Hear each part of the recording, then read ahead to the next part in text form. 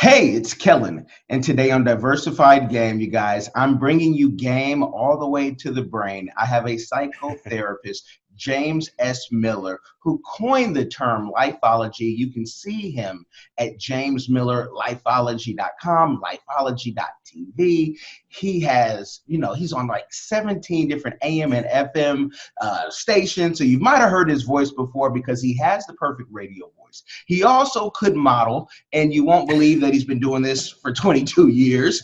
And he's also on like 19 different podcasting platforms. The guy speaks Spanish. The only thing I haven't seen him do, because yes, he's like a few classes away from his PhD, is write a book and a movie. James, welcome to the show. Well, that was quite an introduction. Thank you so much, Kellen. I'm really honored. You did so much research. That's quite impressive. So thank you very much. I appreciate that.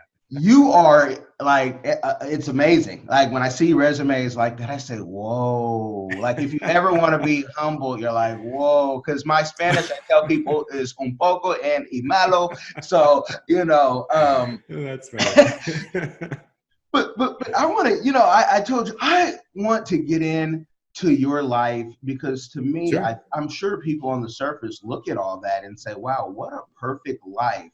Not understanding if they look at your one sheet and your bio that you had a great practice in DC and you weren't feeling fulfilled. So for that person, and I always think about the 14-year-old who's at home listening saying, wait, Good. Yes. I have great soft skills. I don't know what I want to do in life. Psychotherapist, I mean, am I taking care of psychos in the psych ward with knives? Give us like a rundown of your life and how it's been in your profession and career. Well, perfect. Well, thank you once again for allowing me to be a guest in your show. So I'm truly honored. It's interesting. Most times people always show up at the end part of one's life. In other words, they see the success, but they don't see that time when people struggled, when they were up late at night crying, when they were worried about their money, when they had all these other stressors. So I really appreciate the opportunity to be able to perhaps go through a little bit of the timeline of my life to help people understand that what people may see on TV or what people may see or hear on the radio, it wasn't always that way. For me, I was born in Michigan, but my parents had a very rustic fishing resort in Canada. So half the year I was up in Canada, we had to fly in by float plane. There was no electricity. It was really, really rustic. And so it's funny because most people, when they see me now, they're like, oh, you're such a city boy. And I suppose that's true now, but that's not how I grew up. But as I grew up, I found that I had a natural penchant or proclivity that people would just come up and talk to me. Even when I didn't want them to, they would come tell me their whole life story. So I found that was just kind of a natural fit for me when it came to psychology. And I've actually talked about this in a couple different shows. And I think this is a really important takeaway that regardless of where you are in life or how you started in life, there's always an opportunity for something to become a stumbling block or a stepping stone. And for me, what happened, I was going through, I guess more of like a teenage angst type of depression that I was, struggling with. And in that, I had to go talk to someone just like me. And so they thought it would be best for me to be in the hospital for a couple of days. So I was. And in that time, I remember thinking, oh, I hate everybody. They don't know what they're doing. And I'm 17 years old. What did I know? So in that, when I was in that hospital there, that's when I made a vow to say, if I can help anybody at all, I'm going to do that. So this is the really cool part I want us to focus on. 4 years later, I graduated with my undergrad in psychology, and I ended up working at a temporary agency that would have me going to different hospitals. And so I ended up going to the same hospital on the same unit, having the keys, and I was able to fulfill that vow 4 years later of saying, I'm going to help anybody that I can.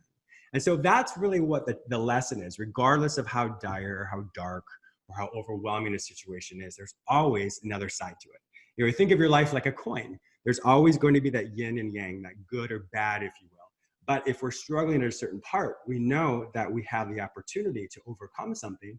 And so in that moment, I said, well, what am I going to do? And that's when I made that vow.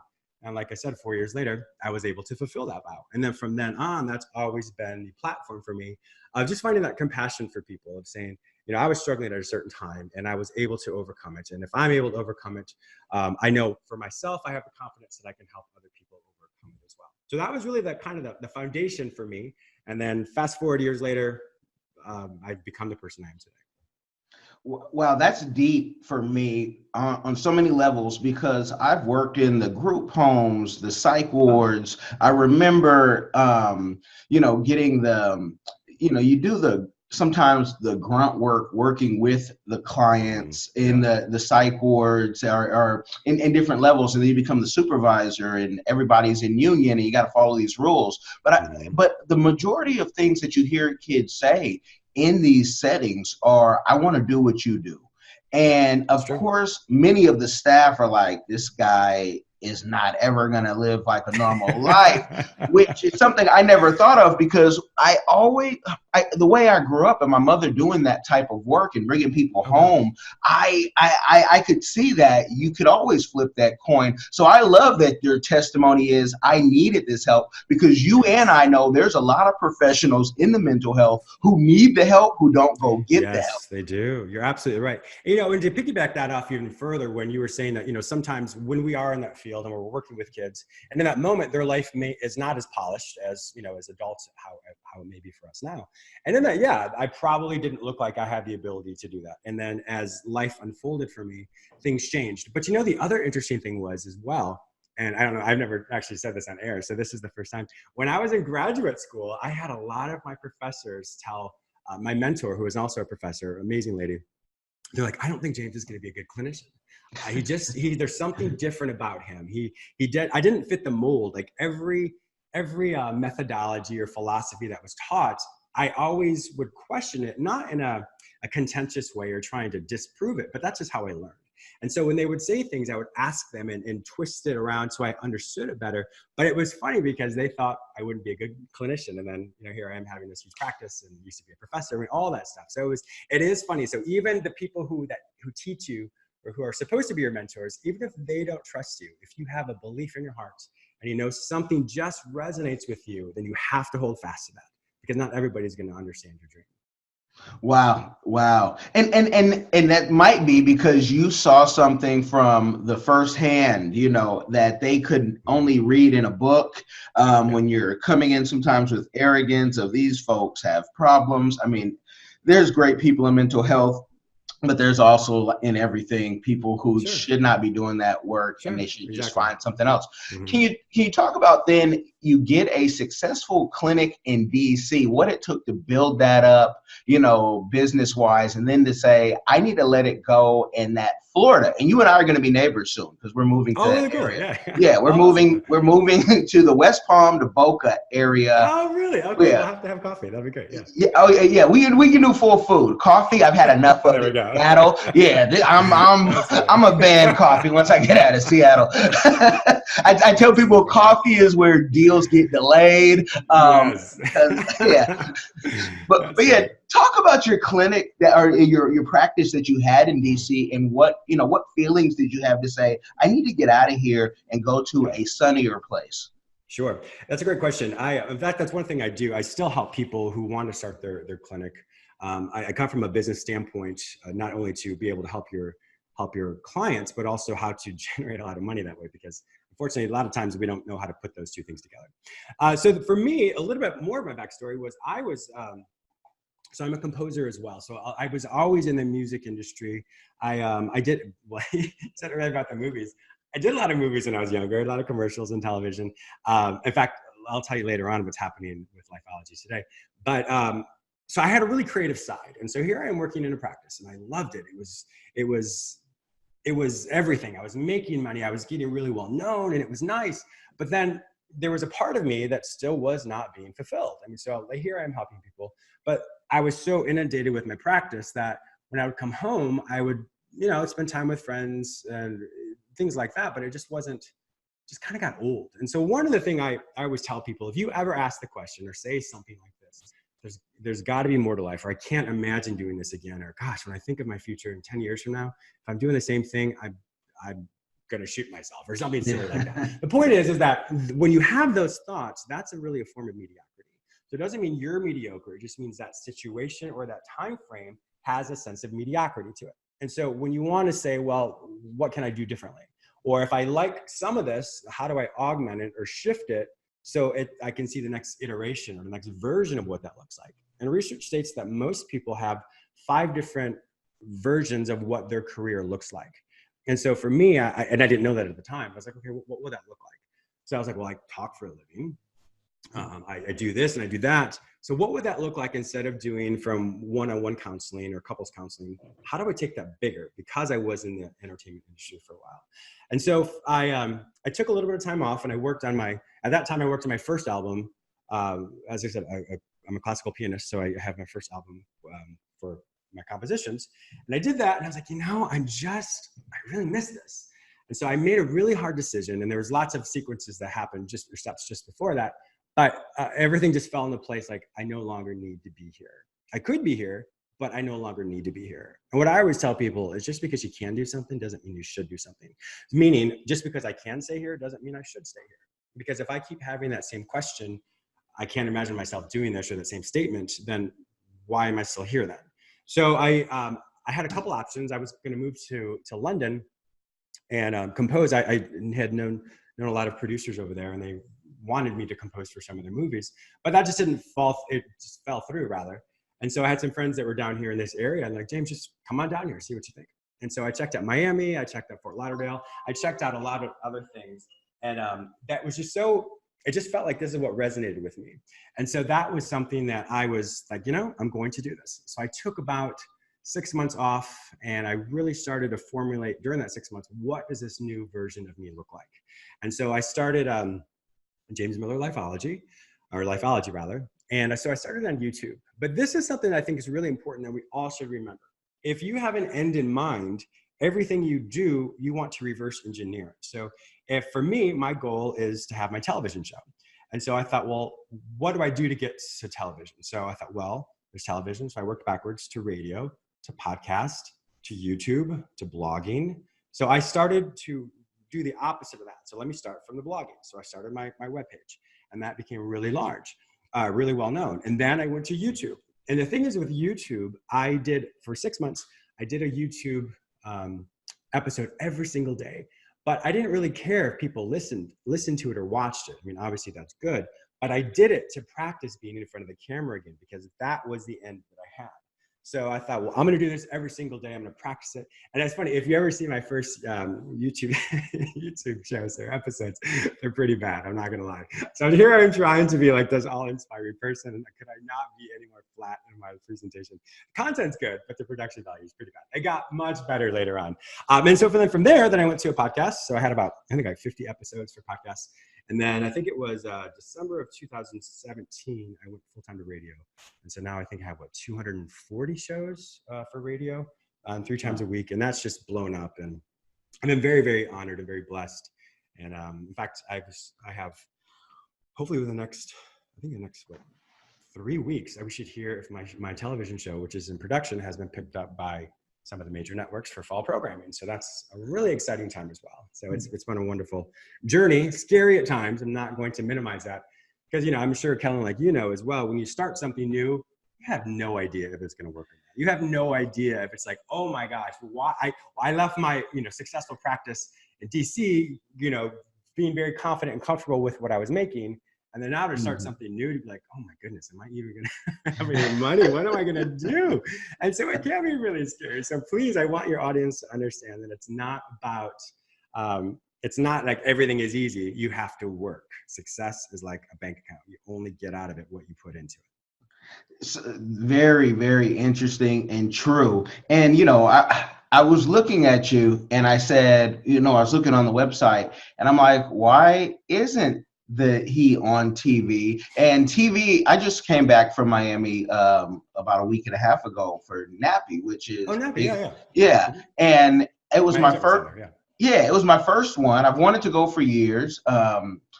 Been delayed doing daddy duties, and it just never being a great time. My wife went from medical school to residency. It was just never a good thanks. It never a good time. And now in fellowship, she's like, I got time.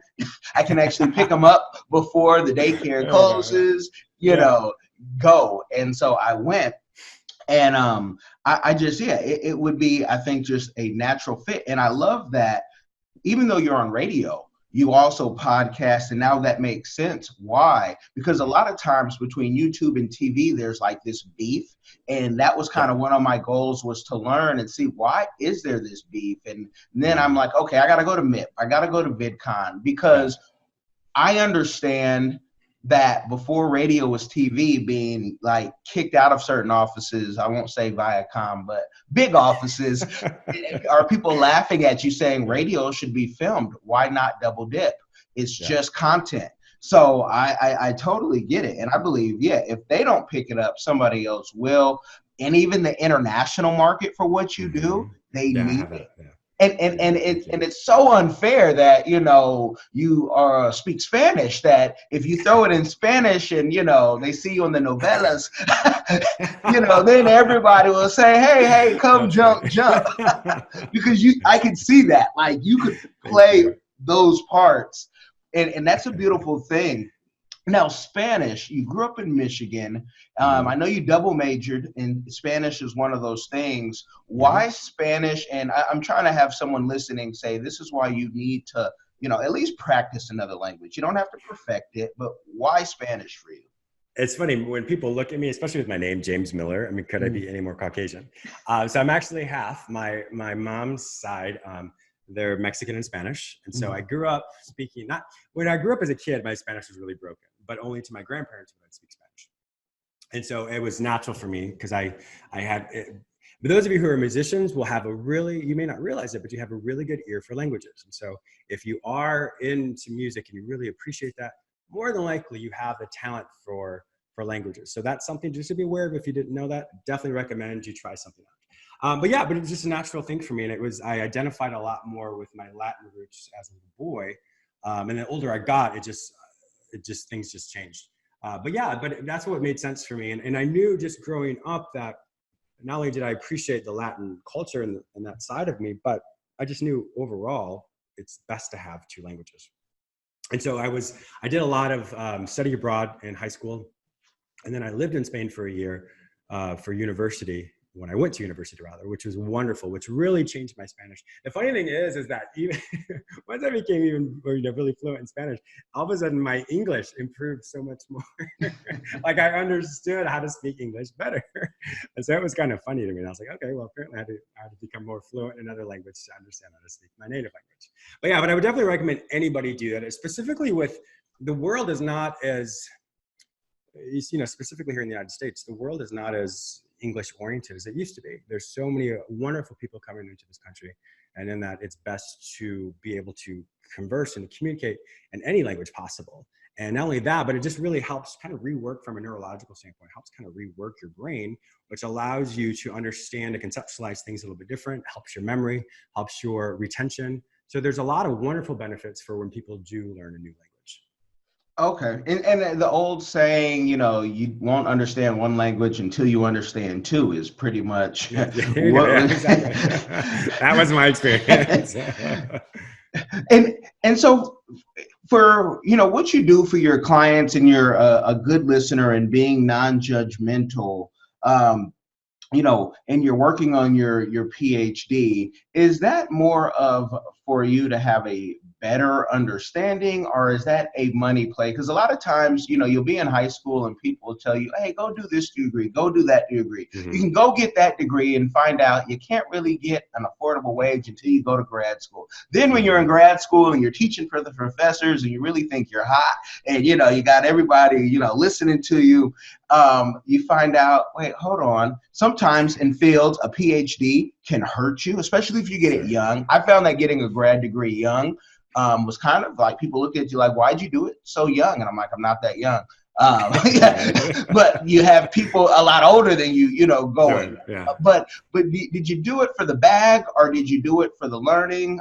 What is inspiring? That's a great question. My PhD, more than likely, and I started my PhD right out of, I think it's like a year or two out of undergrad. And honestly, Kellen, life just went on, and I just never went back and finished it. So I'm pretty close to finishing it, but that was on my resume from years ago. So I need to, I guess, update it on my site.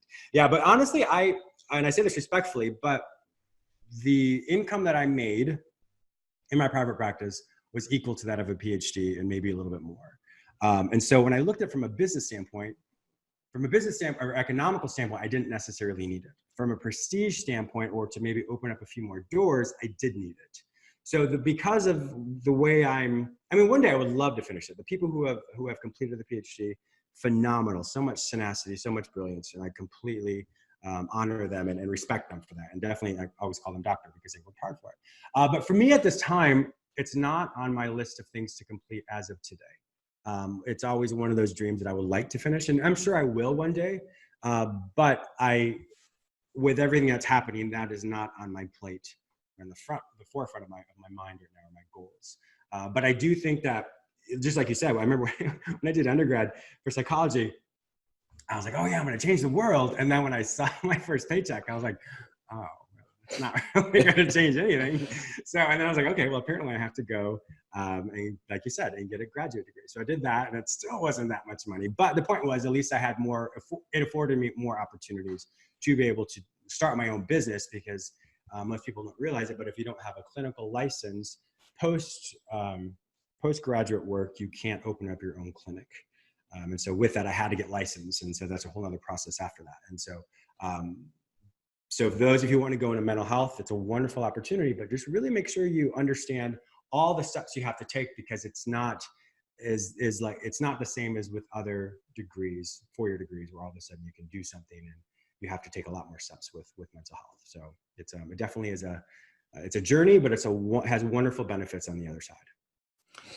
And I'll say, when you do write your book, it will look great, doctor this and that. But besides that, it's a lot of times you're like, what's the incentive? We need people, in mental health. We need nurses. We need doctors. A lot of times there's not this, quick, easy way to get there, and you have to then suffer and put one thing on the side while you go do this so you can go serve the people, because that's what you're doing. You are doing something that is needed. It's in demand. I tell people, don't go get the artsy fartsy degree. Do something that can actually benefit, life changing, whether it's the soldiers coming home or even business owners. And I want to talk about that, because can you talk about I want to say, it's the depression, but it's also the, fake. I'm not depressed. I'm great because business is great. And I can show you my ledger. It's great. But can you talk about what you're seeing in business owners, and why, I think every business owner should go talk with somebody at least once a year. Yeah. What I always tell people, just whether you're a business owner or not, you should always talk to someone. I have some patients, or some people with whom I still work. I do see a handful of people now and again that are still up in the DC area. I didn't transfer my license down here to Florida, so I travel up there a lot just for business and different reasons. But I always tell people you should at least talk to someone at least once a year, just to check in. Because when you check in, you can see all the wonderful things that are going well.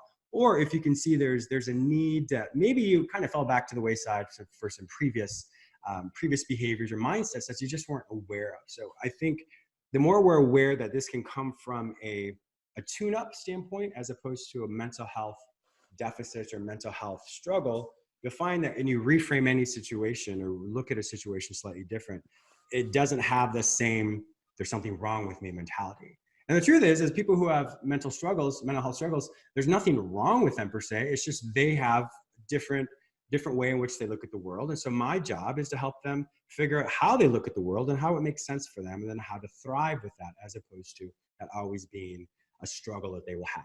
And I would never minimize what people go through, but the more awareness people have, the more successful they can be to understand how they can thrive in the world.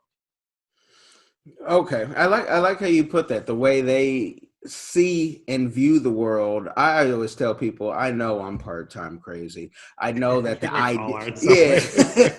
I'm no different, trust me. There are times I have to remind myself, James, you're a quote specialist in this, and so you probably should do what you say. Yeah. And it's just, how do you then portray it to the rest of the folks who are stuck? And it's the same way, like if you are an entrepreneur versus talking to someone in corporate America, that you guys are going to see things different. entrepreneurs don't go to sleep. So, hey, we're up all the time. Yeah. We're And that's a really good point to say, because from a clinical standpoint, we have, without getting too technical, we have what's called a Diagnostic Statistical Manual. And that's basically like the Bible of all diagnoses. In the back, they have what's called cultural differences or cultural disorders, if you will, or cultural understandings rather. So what that basically means is if one culture believes something, then that's really true to them, and that's not a disorder. It's just a cultural adaptation. So I can't say, well, this person has this or that if it's part of the culture. So to kind of piggyback off what you said, as far as for entrepreneurs, if entrepreneurs stay up all night, if we can stereotype them in that way, then that makes sense. That's not a quote, a mood disorder as far as mania, because they don't need sleep. And so there's a different way to look at this. So when you can talk to someone who is well-versed with entrepreneurs, or someone who's well-versed in business, who has a different understanding that of maybe other clinicians may have, you'll find that it makes more sense, because they're able to connect with you in a way to help you really maximize what's going well. Sometimes in psychology or in mental health, we often focus on what's not going well. And that has a time and place to process-oriented therapy is very important. However, when we come from a positive psychology approach, we look at what is going well. So if I'm a business owner, an entrepreneur, and I say, okay, this is what I want to do. If I continually focus on what's not going well, then I'm always going to look for what's not going well. And I lose the opportunity to be able to focus on, well, what is going well? If I have a certain type of people who keep buying my services or keep wanting to talk to me, well, let me focus on them, because the more you focus on them, the more then that attracts more people. And so the problem is that if most people always come from a deficit standpoint, or what's not working, or come from a place of, oh my gosh, where do I find all this money? And it comes from a place of anxiety or panic or fear or worry. And yes, that has its time and its place. But when you come from a positive psychology approach of focus on what is going well, enhance that, build off of that, you'll find that perhaps that even may give you a different shift in where the model that you have of your business, or it allows you to give you that cushion of, yes, this is going really well. Let me do more of this. And all of a sudden you find your business starts to grow exponentially. And that same worry I heard in one of your podcasts is the imposter syndrome. When you worry if you're faking it. And I know the King consultant, Alan Weiss, who we've had on the show, we've talked about that. Everyone can feel that. I can hear it in my head, and that can go right out, because as long as these invoices that I don't even have to send anymore for clients, yeah, they can continually get paid. There's nothing imposter about this. Maybe exactly. I'm just, feeling so grandiose on my throne that this is working. And when the market shifts and AI takes over everything, I still have a plan all the way to Z. Yes. I'm sorry, go ahead. No, go ahead. I had a guest on my show. His name Daniel Burris, brilliant man. He talked about the anticipatory mindset. The anticipatory mindset basically states you think of today, but you also are ahead of the trend to be able to say, okay, as this shifts, what's my plan already that I have in place? So you easily morph into that, as opposed to come from a place of, oh gosh, what am I going to do? There was a wonderful, I should say wonderful. It wasn't wonderful for them, but there was those of you who may be a little bit older remember a place called Blockbuster. A place where you had to go and you had to get DVDs. In other words, your movies, it wasn't like a red box. You had to go there and you had to get your DVDs or your cassettes. And they were at the top of their game. They were so well known. Everyone knew about Blockbuster. And then a small little company said, we have this opportunity to be able to stream videos from people's house. Would you be interested in buying us or joining us? And they said, no, we're the leaders in this industry. We don't need your help. And unfortunately, they went out of business, and then that little company was called Netflix. And so Netflix completely was anticipatory, understood the trends, and now we all know Netflix, and some of you may not know who Blockbuster is. So the point of that is every single thing you do, you can't become stagnant. So that comes back to that sense of the mediocrity that we talked about earlier. If you find that you're just bringing your checks in left and right, and that's great, but always remember that the need that the world has for your business is going to change. And if you're not constantly tweaking and being aware of how you can slightly shift and really looking at the metrics that you have in your database or in your invoices and whatnot, you'll find that the more awareness you have, the more you can move your business right along with that trend, and you'll constantly be current. That's beautifully put. In the need, every business, there's a need. And I use that blockbuster because I tell, I use, because in government contracting, your average person is, 60 years old. And when you're talking about, we don't have to go door to door anymore. There's this thing, we can do this digital marketing. And they're like, what's that? Well, that's the invoice in itself, because it's going to take us days to get you up to speed, especially if you have a Yahoo account or a Hotmail still. So I love that. Can you talk about, though, your music, your piano? I mean, is that your therapy? Because, if it's not the weightlifting, if you guys go to James Miller Lifeology, you'll see he lives in the gym. Like, he lives. Maybe a little bit. Yeah, he lives in the gym. And so where does the piano come in, and what inspired that? Yeah, thank you. That's funny. Ever since I was a little boy, I always, I started piano lessons, I guess, when I was in grade 3. So I was about 8 years old. And I hated it. I'm sure a lot of young kids, they hate having to play. So I would like to go out and play with my friends as opposed to having to take piano lessons. But the older I got, I really came back to my music, because I did a lot of composing as a little boy. It's when I look back at it now, it's really cute. Well, I think it's cute. But that was just always something that, for me, I found that music itself, and I'll try not to get too technical here, but I found that music itself, for me, as I play, it's very cathartic. And once again, I'm trying to get too technical. No, go technical. We like technical. We like to deep. Go deep.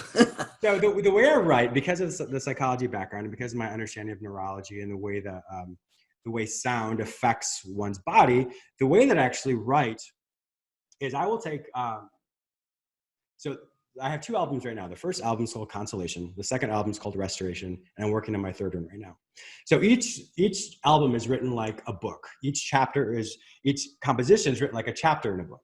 So what I'll do is I'll take an emotional construct. For example, one, Consolation. The name of the album. And for me, consolation means just healing, healing, and just consoling, comforting.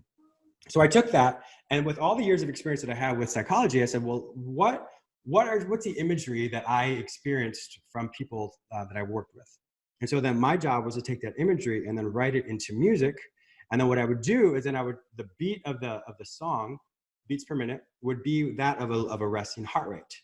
And so as I play, our body automatically adjusts to the beats that we hear. For example, if we're working out and we have this really, this music that has this really strong beat and it's a fast beat, that's what we love to do for cardio or for running or for anything. If you do like a spin class, that's what they do. And so I would take that type of concept with it. And then it would also affect not only the heart rate, but one's blood pressure. And so I would really create from a psychological approach, but also with a music theory approach as well. So I would mix the two together. And so that's kind of how I would go through it. So as you hear it, the music, what you'll do is listen, just think of the name of the title and you'll understand from where I'm coming. The other thing is, if you buy it on iTunes, there's little booklets that come along with it. And so it gives a narrative with it, but also gives the composers ideas or notes about what does this mean? And so that's kind of how I write. Now, the other thing, this is really the more technical thing. In my field, we have there's a wonderful methodology called eye movement desensitization and reprocessing. It's a fancy term to basically say that when you split the sides of your brain, so the left side and the right side, you'll find that most people are more dominant on one side. So historically, we've said people on the left side that you're more logical, and people on the right side, you're more creative. So as I play, what I do is when you move your hands back and forth, or you can do this in anything, like even when you're driving or washing the dishes, the movements of moving your hands back and forth, what it does is it causes your brain, the synapse, to go back and forth in between sides of both hemispheres. And so with this eye movement desensitization and reprocessing, the way we help people with trauma is they actually hold on to something. They're like little TheraTappers. They're like this little vibrating things that vibrate back and forth to the left side to the right side.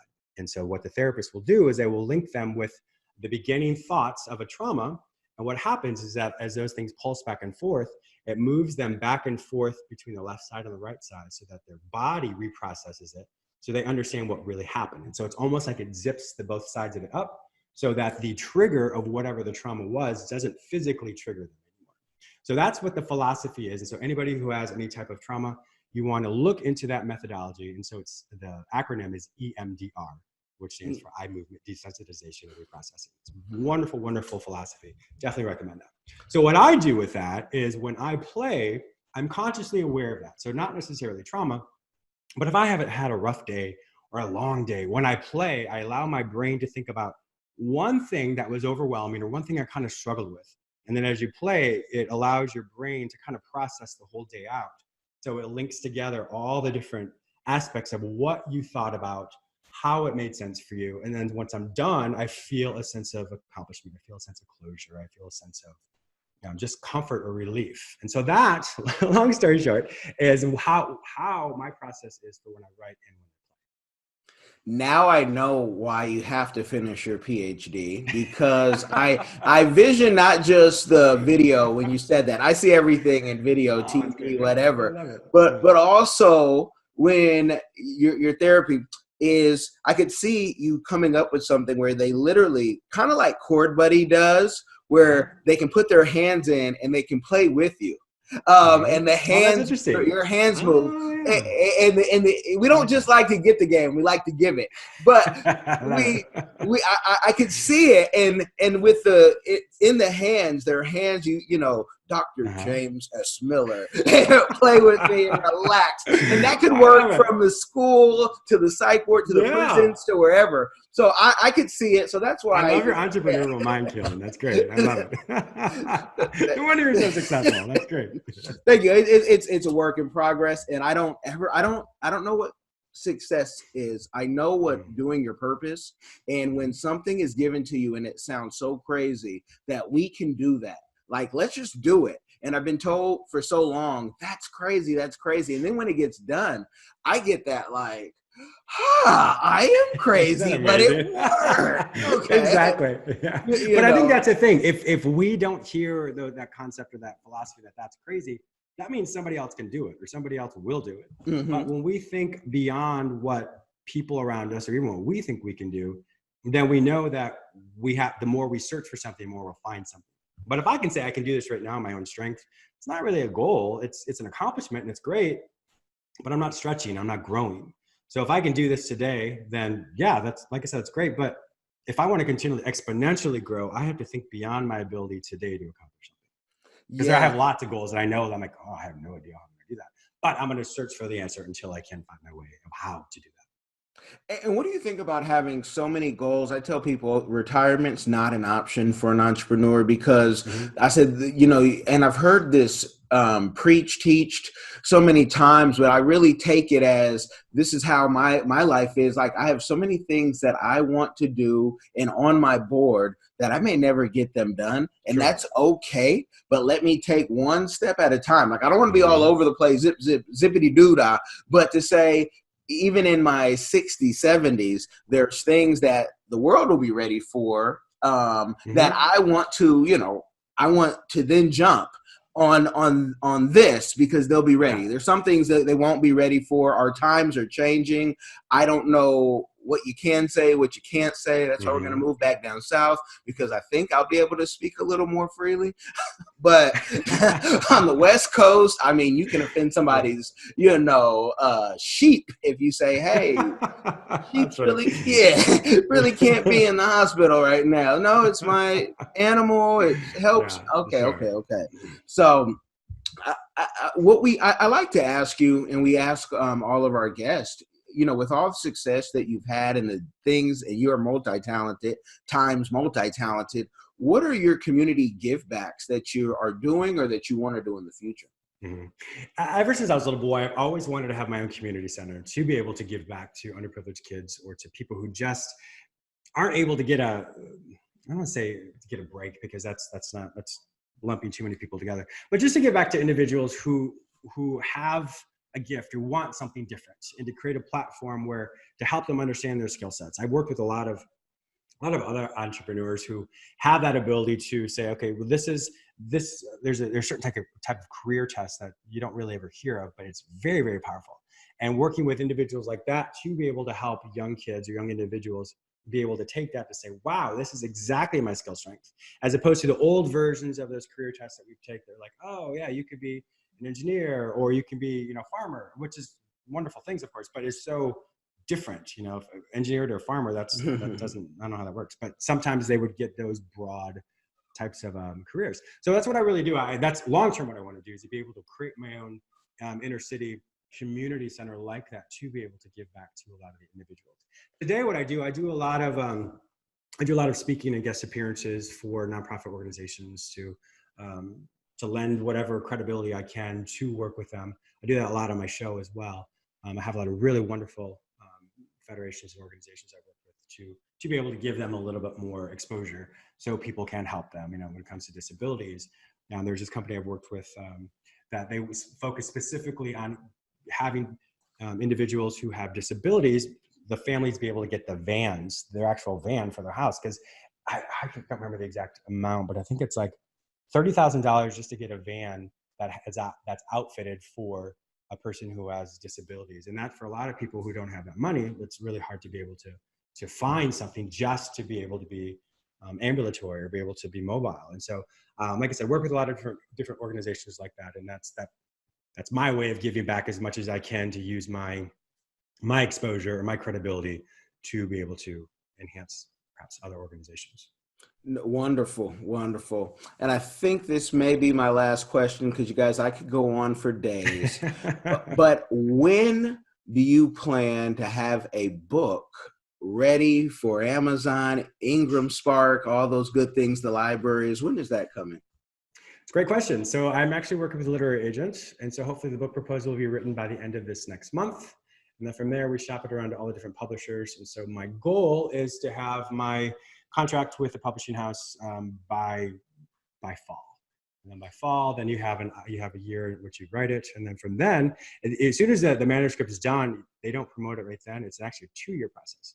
And so after you turn in the manuscript, it takes another year for them to do the final edits, to do the book launches and all that as well. So my goal is this year to have it done. It was on my list of last year, but I got a little bit behind due to some other things. But yeah, so this year it's definitely on my list. In fact, I'm talking to someone this week about the proposal, so that I'm looking forward to getting some responses. And I love that. And you're going that traditional way. Beautiful thing. So we write books. This right here is my wife's book we just put out. Right. Oh, neat. And she talks about going from a CNA to an MD. And she, like yourself, was like, well, how do we go about this? And I said, we could go do the whole traditional route. But I said, I've been writing books for years now. I have my own publishing company. And that's not something that I talk about so much, but I did it because you find out when you have your own company, you can kind of, be in these groups, these secret societies, I call them, definitely, that you didn't even know existed. And I really take from the school of Rockefeller, aka Dame Dash, where I want to control what I put out. But, if there was a literary agent, I said, hey, Kellen, could you talk about your life and this and that? And I've had a couple of offers. I don't know how serious, but my number is real serious too. I know, right? I'm the same way. Yeah, my number is real serious because I just don't want to die without having certain things out there, But no, James, I appreciate you coming on. James, all his information will be in the description box, so you'll know where to go get the album, where to go to the website. He's going to update us and let us know how this TV deal is going to go, because this is, that in itself, too, is a long process. TV never moves fast, ever. But I appreciate you coming on, and please keep us posted, and we will go have that lunch. We'll be there July 1st. Oh, perfect. Okay. Yeah. Wonderful. Well, thank you, Kellen. I really appreciate being a guest on your show today. Thank you. Blessings. You guys have got the game. Enjoy, like, share, subscribe, do all that stuff, whether you listen on a podcast or if you listen on to our YouTube. Get our YouTube numbers up too, you guys. I know you love the podcast, but James, you want to see the decor? You want to see what I'm saying when I'm saying the guy works out? I mean, I'm gonna calm it down. Yeah, all right. Have a good one.